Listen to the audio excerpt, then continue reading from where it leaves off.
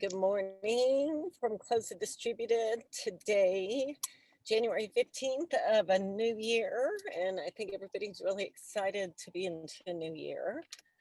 This is our first session of the year, and we're really excited to feature the work of Hub number 8, which really includes kind of a network of some ecosystem partners, CompTIA, ProjectARC, and Epic Games. So thank all of you for being active in this hub and, for really participating in the distributed model.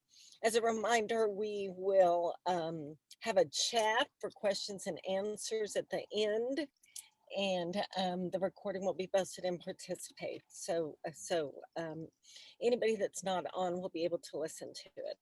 Just wanted to, I know I inundated people with calendar invites, but wanting to just put up what's coming up with Distributed.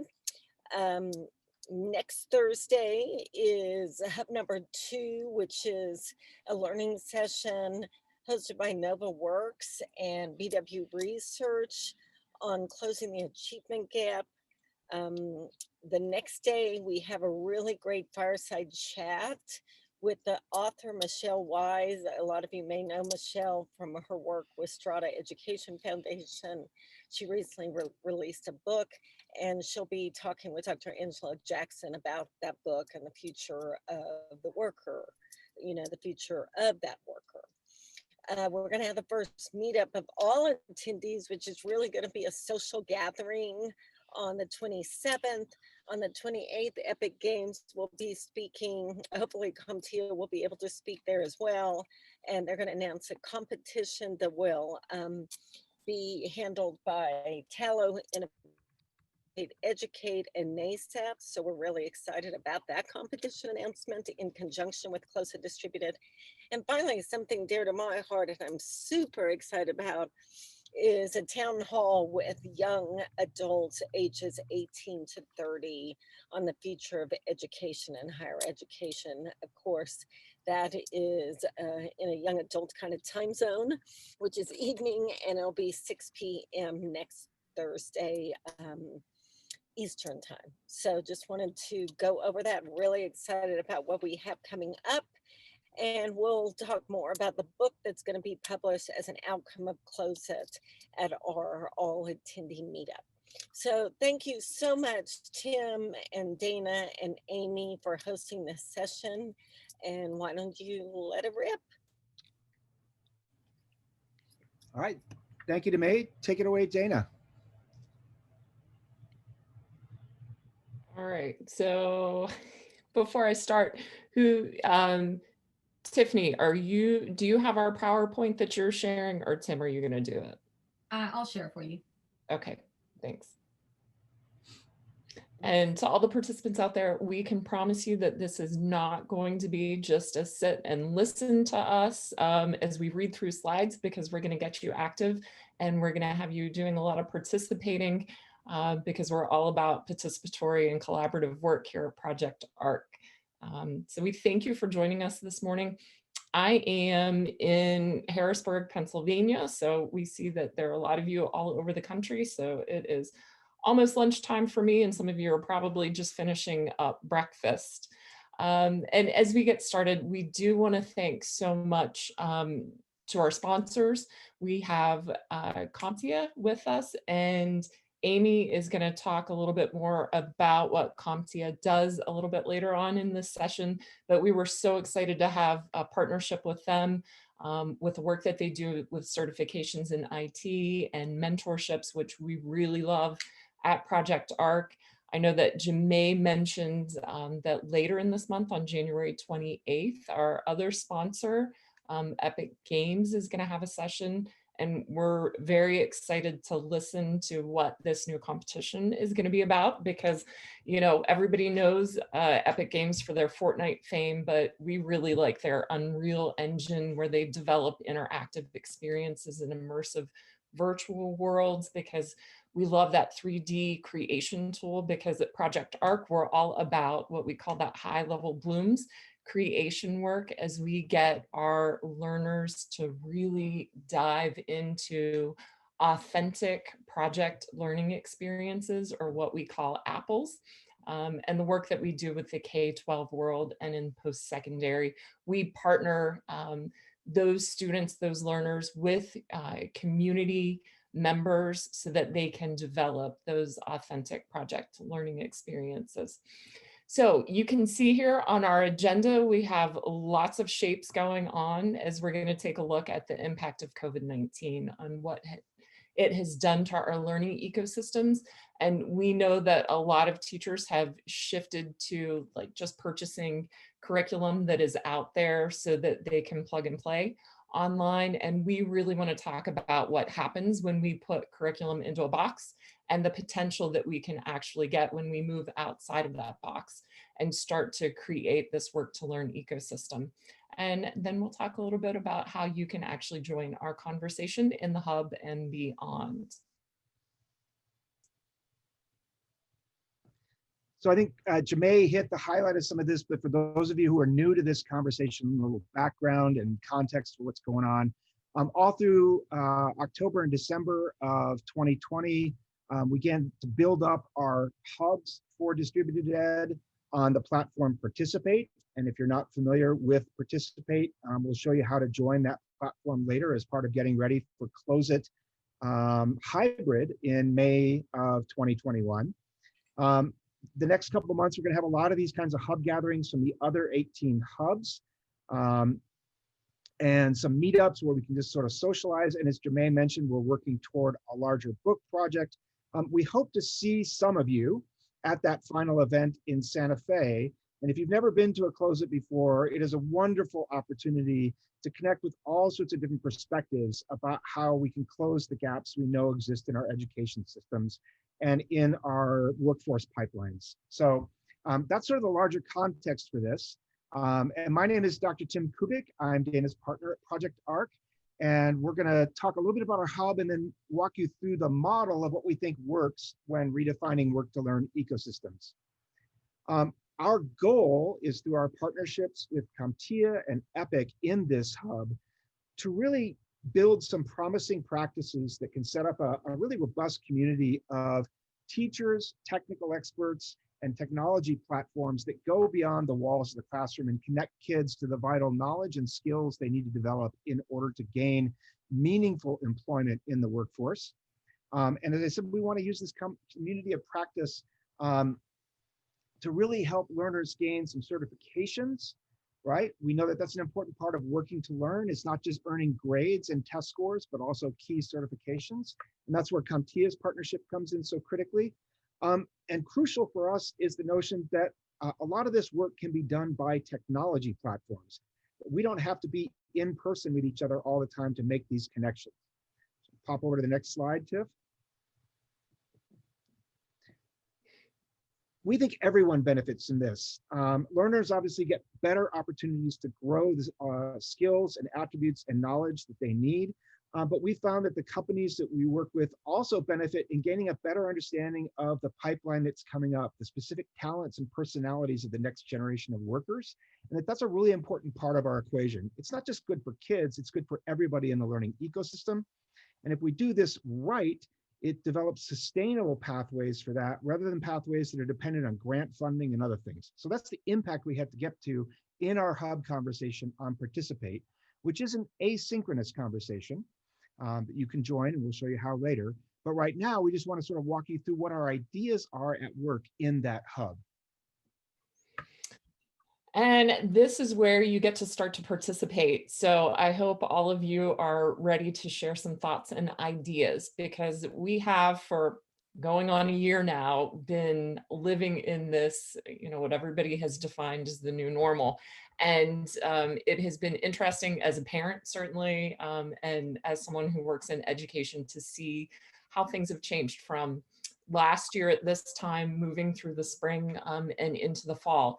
And whether you are directly involved in education or working with adult learners or young learners, we're very interested to see what your thoughts and ideas are of what you have learned about learning in the age of COVID.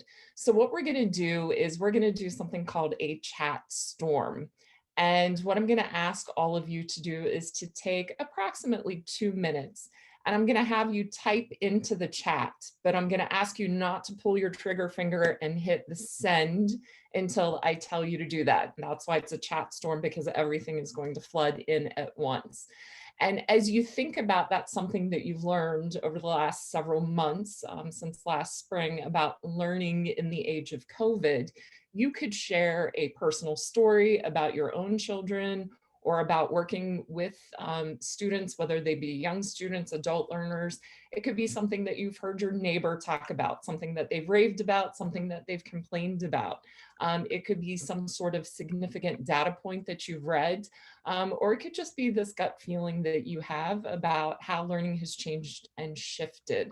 So again, we're going to take about 2 minutes to do that. Don't share it in the chat until I say push send. So you're going to do all your typing first. And it might be some uncomfortable silence, but that's okay. Tim and I are used to being in a classroom and have worked in classrooms for years, so we are used to what is called wait time, and the silence doesn't bother us. So I'm going to start my timer. I'm going to give you the opportunity to start typing, and when I call time, you're going to all push send, and we'll take a look at your thoughts and ideas. Do you have a preference if it goes to just panelists or panelists and attendees? Oh, you can send it to everyone. Yeah, That's panelists and attendees is great. Thanks for clarifying.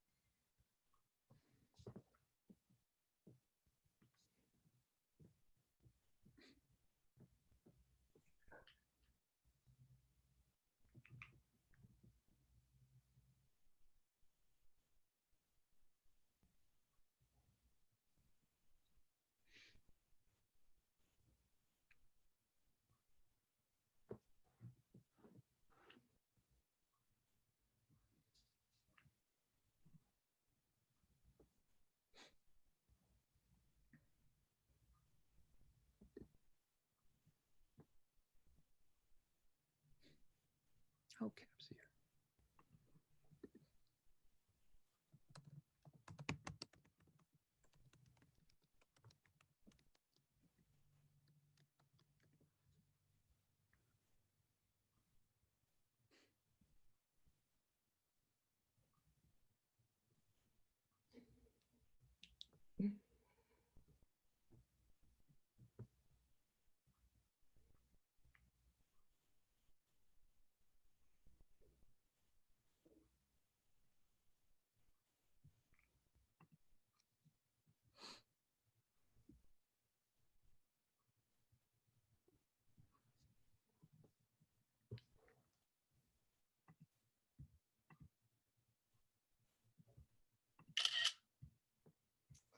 And we have hit the 2-minute mark. So if you haven't already, go ahead and push send for your messages, and we'll see them pop up as we discover what you have all learned about learning in the age of COVID.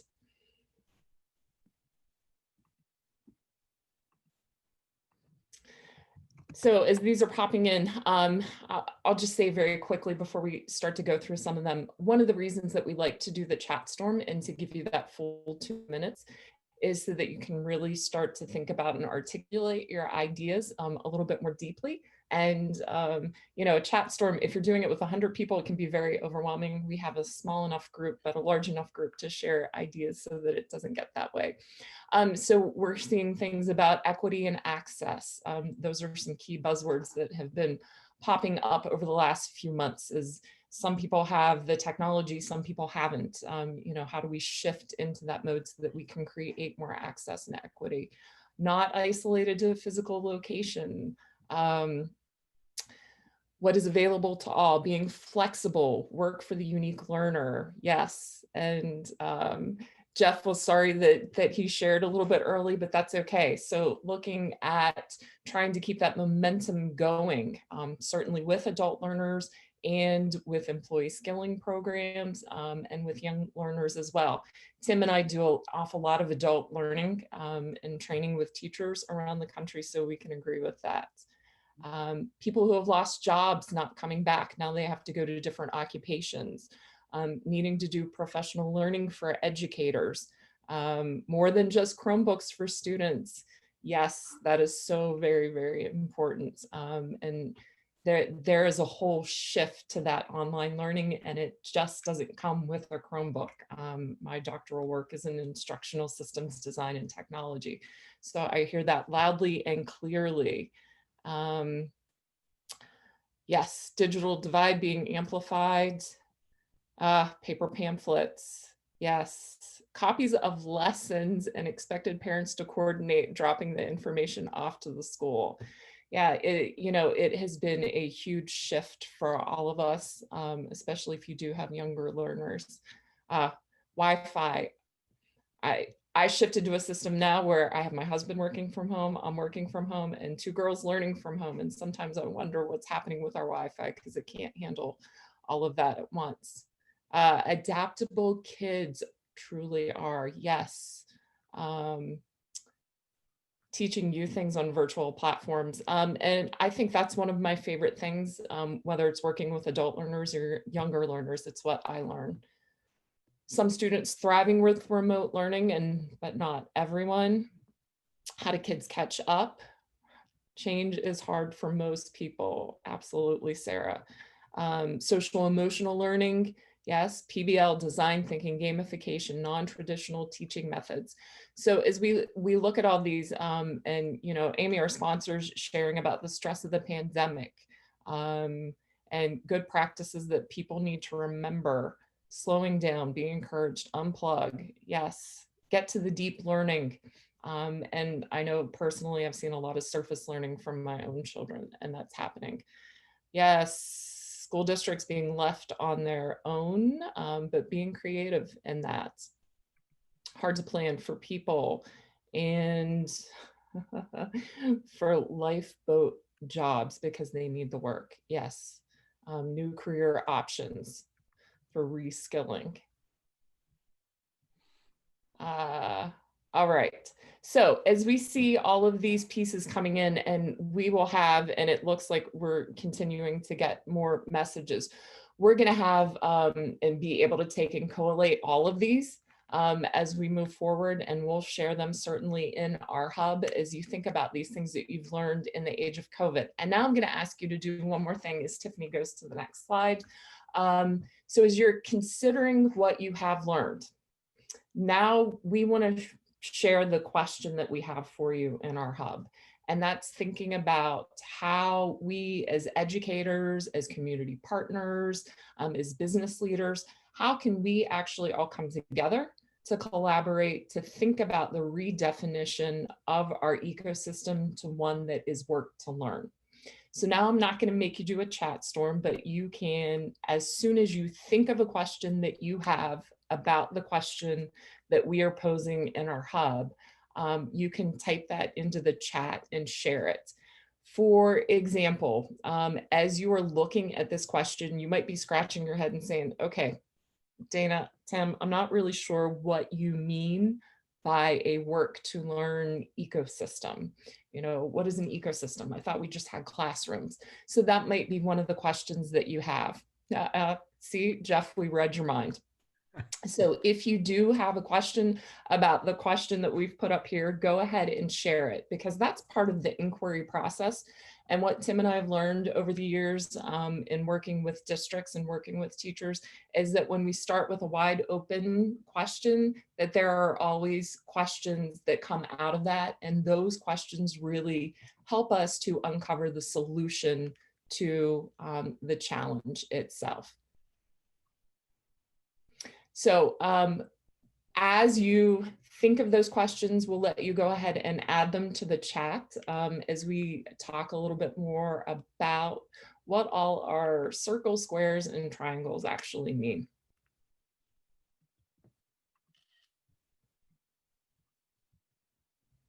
That's you, Tim. Yeah.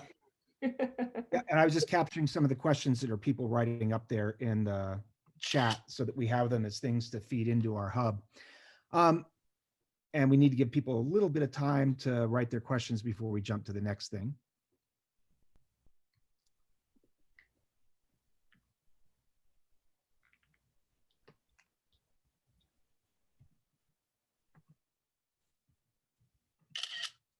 And if you hear a camera snapping in the background, I'm just capturing pictures of the questions so that we I have can them. share them with you too, Tim. Don't worry. I know, but I'm all about redundancy. You are an educator. Yep.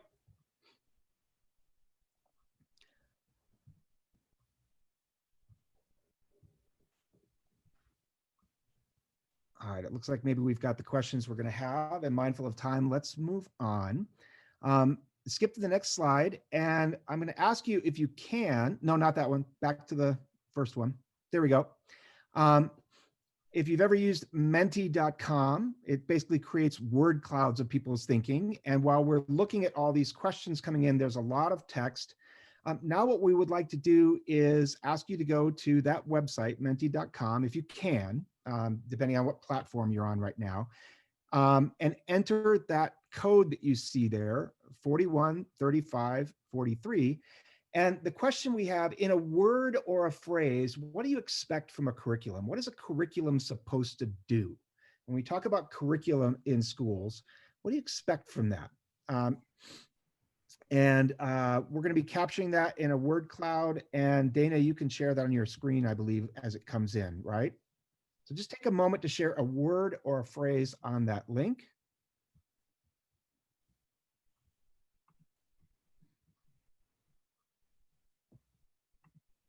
Or if we can't share a screen, Dana, maybe you can just tell us what some of the words are that are popping up. I'll get it. Mm-hmm.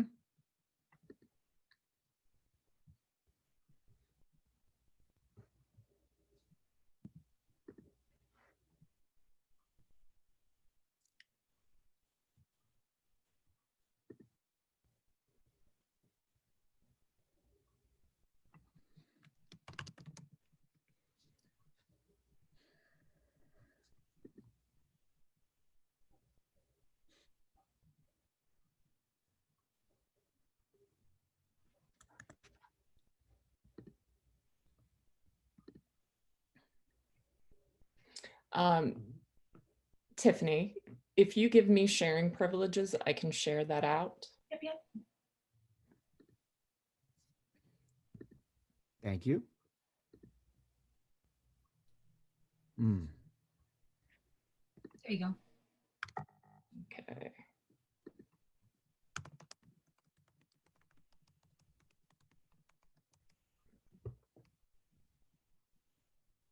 All right. Problems, engaging, applicable, ready-made, outcomes. Nice.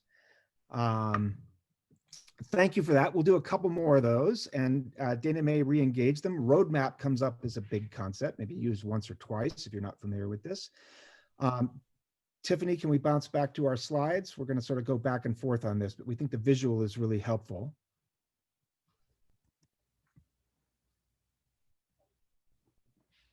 Next slide then.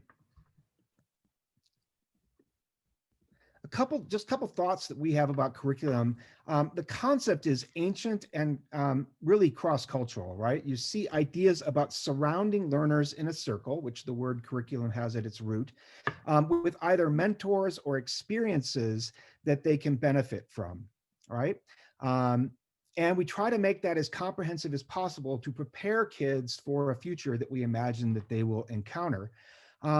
But the Association of Teaching Mathematics did some wonderful studies in the last decade or two, sort of clarifying that whenever we have a curriculum usually breaks up into 3 different practices, right? There's the intended curriculum, what we spend the money to develop and write, whether it's at the large federal level, like the Common Core standards, or whether it's at a specific level, like a curriculum designed to help people learn ecology, or a curriculum designed to help people be better citizens. That's the intended curriculum. But there's a transmission problem that happens as soon as that intended curriculum is delivered to teachers. They make their own choices based on the students that they work with and based on their district expectation that leads to an implemented curriculum, which may not be exactly the same thing as the intended curriculum. And that means that what students get in the end and what they learn is an achieved curriculum. And many of the gaps that we're trying to close, the conversations that we have at Close It, are a direct result of these transmissions that happen. And it really comes down to basic communications theory that no matter how perfect the message, just like a game of telephone, if you remember playing that game as a kid, the message gets filtered down as it goes through those different transmissions. And yes, you can go back and tune and try to improve a curriculum so it gets closer and closer to the intended curriculum. But the realities of changing differences in policy, the realities of changing teaching staff, the realities of changing community expectation almost guarantee the gaps that we're trying to close will continue to surface. And if you've ever tried to work with schools on implementing a curriculum, you know that schools sort of pivot like giant oil tankers, very, very slowly, and it can't keep up with the world of work. So next slide. I've given you a hint, but I'm curious from your perspective and your experience with thinking about delivering curricula into a space for learning like a classroom. Again, go to Mentimeter, there's a new code, and in a word or a phrase, what do you know happens when you introduce curriculum? What do those transmission gaps start to look like? What things happen when you introduce a curriculum in a classroom? And we can bounce back, Tiffany, to the Mentimeter slide and see what thoughts people have about that. And I see questions about sharing the deck. And yes, I think that'll go up with our video as well. You should be able to share now, Dana, right? I can, yes.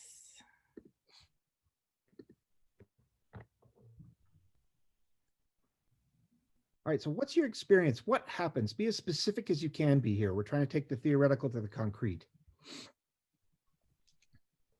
And you could even use your own experiences in the classroom when you were a student. 1 second and I'll get the code into chat. And they should be able to see it on top of the screen. Yeah, there it is right there. Thank you.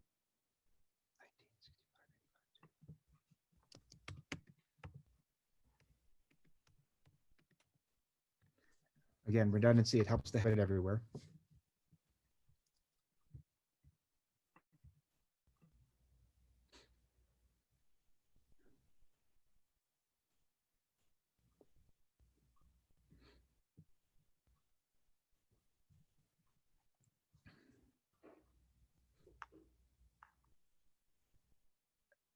I like seeing a mix of words here, some positive, some challenging, right? That curricula do tend to spark creativity in educators and students. Wheels start turning, but there's also some frustration and confusion that comes from newness. Of course, all of this assumes that the curriculum actually ever gets picked up and used. And I know that I've been involved in numerous curriculum writing projects where of the hundreds of teachers who are supposed to implement the curriculum, districts struggle to get teachers to implement those curricula. And so they may not even get used. Let's go back to the slides, Tiffany.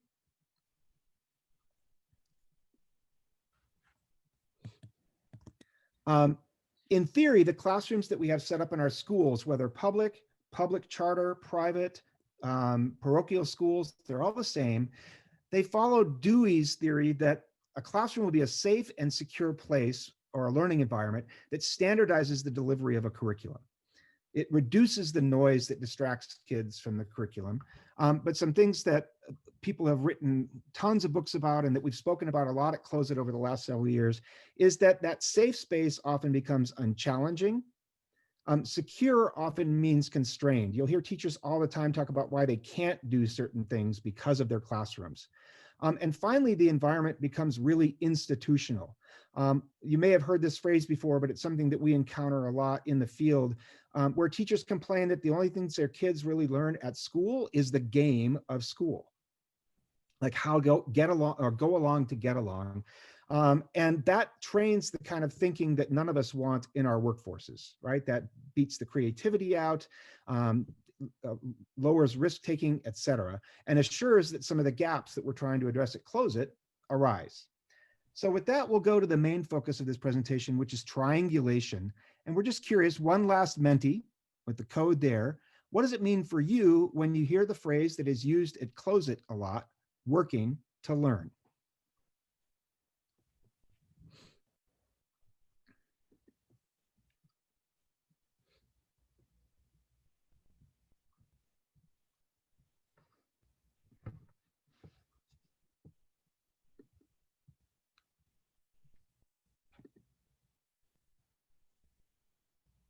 Oops, I think I shared the wrong one. That's okay. I've got my version of it open too, just sort of follow along. Hands-on. A journey.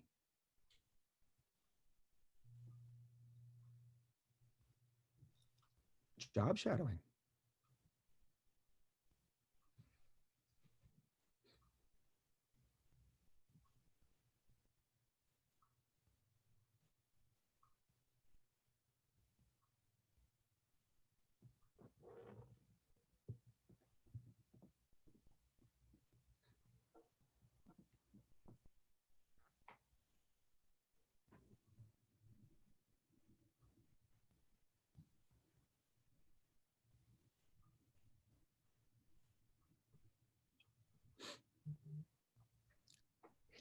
So if any of you have not used a word cloud before, obviously when the words come in, it changes the shape. And if people were using the same types of words or the exact same words, you would see those words get larger as it did in one of the previous ones.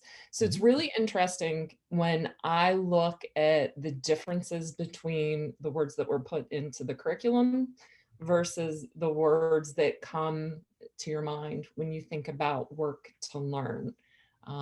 When we think about the hands-on pieces, when we think about job shadowing and apprenticeships and internships, I really love the word specifically journey and authentic, of course. And so we really start to shift in our minds when we move from curriculums that are pre-made to working to learn that can still fit what we need to have happen in the classroom to meet the needs of our curriculums that have been written by whether it's the state, whether it's the district themselves, or that the teachers have designed, versus buying something that is pre-made. And we can see that more words are popping in here. So I'm going to go ahead and stop this share, and Tiffany, I'll let you go back to the slides. And as we move into this working to learn piece, you know, it was several years ago when Tim and I became acquainted with the whole Close It entity. And what really drew us to Close It was their work plus learn focus. As we think about that learning by doing, what is often termed in the pedagogical circles as project-based learning, or that learning while working. And it becomes very, very different than a learn to work model where we go to school to learn how to eventually go out into the real world and work. So now as we shift in this model to do the work, and as we learn through the work, we see much more success with our young learners, with our adult learners, with our learners that are grasping new skills and finding themselves in a place where they have to change careers. And that's one of the biggest reasons in terms of practice that we got very excited about partnering with CompTIA. So Amy, if you want to chat just a little bit about some of the work that you guys do, that would be wonderful. It's my pleasure to be here with you today to represent CompTIA, the Computer Trade Industry Association, and we're excited to be sponsoring this hub. You know, we're the trade association for the global tech community, and best probably known for our certification called A+, that is, I like to call a ticket into tech jobs. But we are more than that, and what we really like the reason we like to be at Close It is because we're learning from the workforce and education community on how industry can connect and make a difference. And that's a really unique hub, a super hub that Jemai's put together. And we're when we became acquainted with it a few years ago, we're kind of hooked on it. And it's real different than the average engagement that a trade association does. This feels more like a pop-up think tank, if I can put it that way. And I really appreciate the work that Tim and Dana have done in this hub. And we're excited to be co-sponsoring with Epic Games because, you know, what's great is theory, but what's really interesting is where we can come together as practitioners and theorists and educators and industry and find those overlaps where we can make a difference. I think that's a really unique thing, and I wish we were all in Santa Fe with that wonderful energy and beautiful surroundings so that our pop-up think tank could have the setting it deserves. And Jemai really is a wonderful host and knows how to really pull a group together. Even online, we're learning, just like the students we are talking about, how to do this virtually. So some of this communication will be asynchronous, and I look forward to chatting with you in the hub. But what we do at CompTIA, let me speak to that briefly. I don't want to take too much of your time. I hope I can tell you in 2 minutes what we do. So trade association is a place for industry to come together. Our trade association started with certification because as a new industry, tech didn't have standards of what would let people touch things under warranties, right? And that was the basis for our business. And as a nonprofit, we plow the revenues for that back into philanthropic work. And so some of the things we do are relevant for you to know about. And I think the biggest one that's relevant to know about is our IT Ready program. We've done for close to 10 years. We've trained 1,000 people in an 8-week boot camp.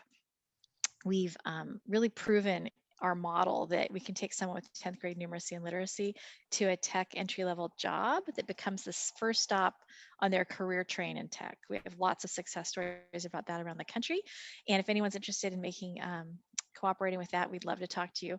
We also have a huge program in almost every high school and community college across the country and around the world knows about our program because we're embedded in CTE programs. And Angel Pinero is on the call today, and you can get his contact information from me or from him to talk to us if you're interested in a school becoming more engaged. We have a lot of resources for schools, and we really want to help them understand, you know, what industry needs from them when they graduate. And then you know, we've decided, and research shows, and you know this, the sooner we can catch folks in their life to be thinking about tech, the more likely we are to keep them engaged, especially girls. So a few years ago, we acquired a nonprofit called Tech Girls, TECHGRLS, and I'll put this in the chat with a link that has a really wonderful camps and curriculum that can be delivered by professionals to groups after school, or teachers could grab these as well to do a tech shop, to teach a concept about data privacy and let, for example, me teach my daughter's class in the afternoon, something, so that it's really someone coming from industry who wants to give back and teach and learn, but doesn't have necessarily the experience of being an educator and that lesson plan that's so valuable, as you educators know, to do that. So we try to facilitate that, closing that piece of the triangle. So there's a lot more we do around advocacy as well.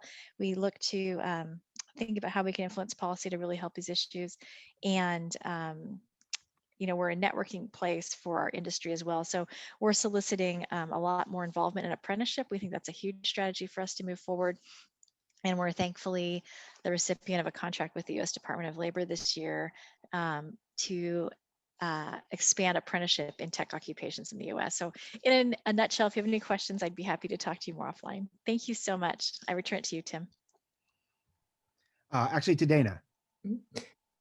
No, that's okay. Thanks, Amy. That was great. And can I just say your enthusiasm is infectious. So, and I love the phrase that you used, that industry can connect and make a difference. So you can see now that we've gone from our circle to a square to a triangle, because we think that there are 3 really main pieces to this puzzle to create a working to learn ecosystem rather than just an inside the box classroom. And we have on the one hand, as Amy alluded to, teachers that are really great at designing lesson plans and have the pedagogical experience and the facilitation experience and know how to manage a classroom. And oftentimes, unless a teacher has been in another field before they came into teaching, they don't necessarily have the technical expertise that, you know, individuals from somewhere like CompTIA with the industry expertise can bring into the classroom and bring that background to provide help to the teacher in terms of designing real world experiences, to provide feedback to the students to say, is this solution actually going to work in the real world?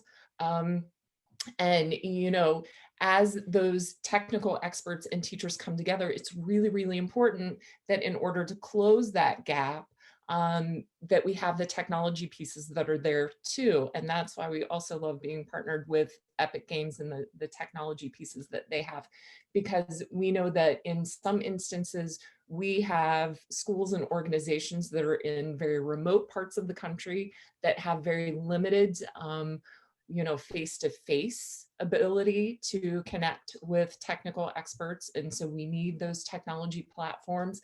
And even when we work in schools in the middle of New York City, sometimes we have students that have not left their neighborhood.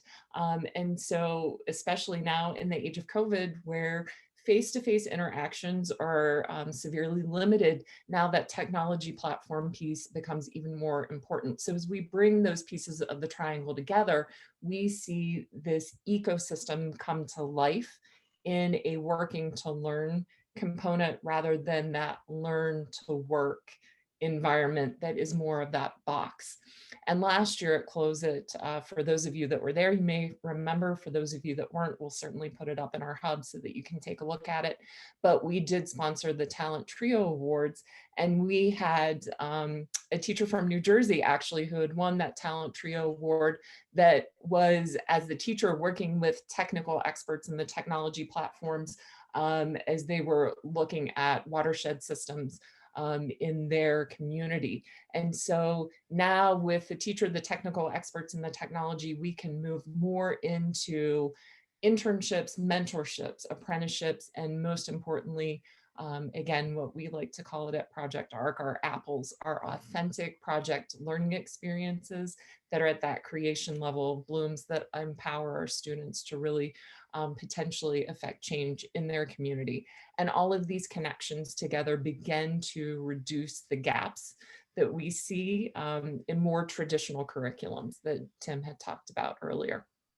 So we do have one more slide just to kind of close things out, and then we'll open it up for some Q&A. Actually, I think we have two more slides, but that's okay. But I'll be really quick on this. So if you're wondering what's going on in Hub 8, our project is not to create a new curriculum that will help students be better prepared for the new learning ecosystems of the 21st century, nor is our project to do a lot of work on classrooms per se. We want to build a lot of these triangles if we can. We want to collect examples of the tens of triangles that we're talking about that bring teachers, technology platforms like Epic Games, and collections of technical experts like CompTIA together.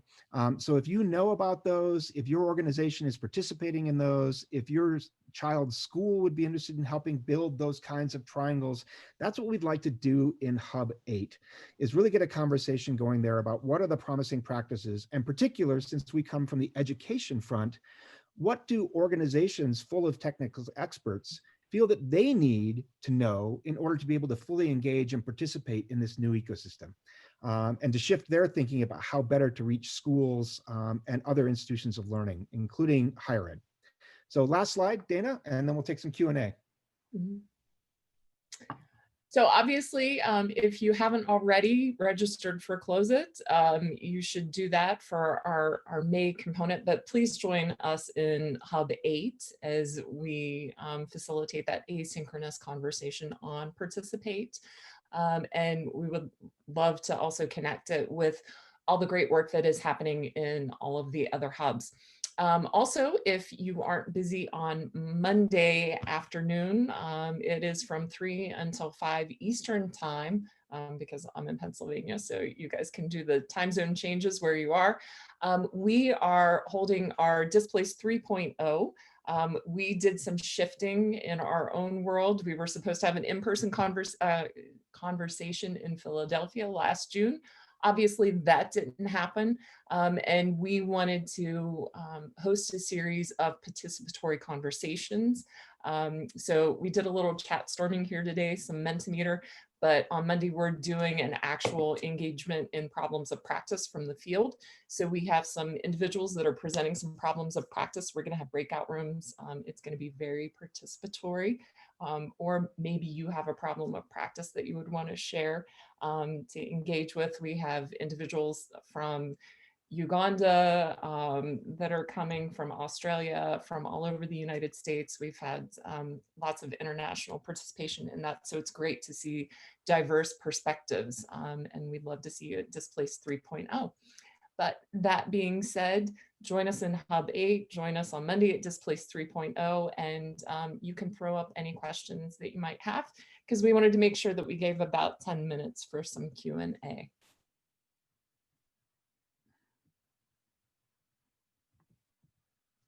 Tim and Dana, I have added in your deck onto participate. So anyone that was asking, that's available, and I'll be sure and add this video as soon as it completes. Yeah, thank you for doing that, Tiffany. Any questions or examples that people want to share in this last few minutes? Yeah. And Jeff, I'll just throw out there that we do work with post-secondary institutions as well. So obviously at Close It, we were kind of focused on the K-12 piece because, you know, that's kind of where some of the gaps were at Close It, but we do a lot of work with adult and higher ed also.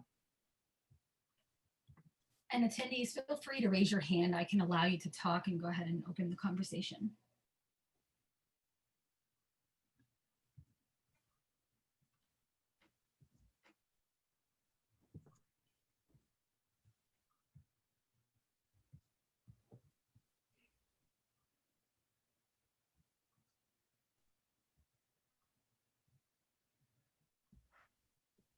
If we don't have anything, we can go ahead and give everyone 10 minutes back of their day. Yeah, let me just share one thing really quickly for those who are interested in some of the research that backs this up. I'm just going to share a link in the chat to an article that we have in our hub, and we are collecting other resources as well. Rather than drag you through all the research, we'll just share it with you here if you have an interest. And it's on research about effective youth-adult partnerships, which is what we're really focused on here. So I'll share that link so you can dive in with further research. We hope to see some of you in our hub, which will remain an asynchronous space for building these triangles. And hope you'll join us also on the 28th at 10, when Lisa Tenorio from Epic Games is going to be announcing a contest around a platform that Epic has, a technology platform that can help connect teachers, technical experts, and others. So thanks so much for being here. And I would say Jeff did have one question in there asking whether Work to Learn also applies at K-12, and it does absolutely.